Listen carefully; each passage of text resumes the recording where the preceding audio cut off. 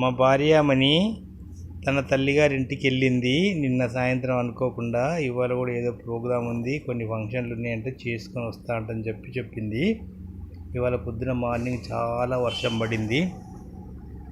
మా పాప కూడా ఆఫీస్కి వెళ్ళకుండా వర్షంలో ఏం పోవాలని చెప్పి పోకుండా ఇంటి దగ్గరే ఉన్నది.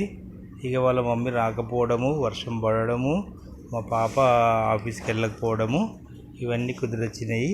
ఇక మా పాపకి ఏమన్నా చేసుకోమ్మా నువ్వు అని చెప్తే ఇవాళ ఏం చక్కగా చూడండి ఫ్రెండ్స్, పకోడీలు చేసింది, మళ్ళా తీయపప్పు చేసింది, గుమగుమలాడే తీయపప్పు చేసింది, పులుసు తెలంగాణ పులుసు చేసింది, చెక్క అన్నం చేసింది. మా ఇంట్లో రైస్ కుక్కర్ పాడైంది, ఉత్త అన్నం పెట్టింది.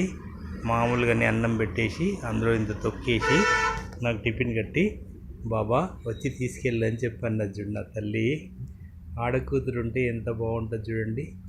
లక్ష్మీదేవి నాయమ్మ, బంగారం బంగారం బంగారం నా బిడ్డే. Bye friends.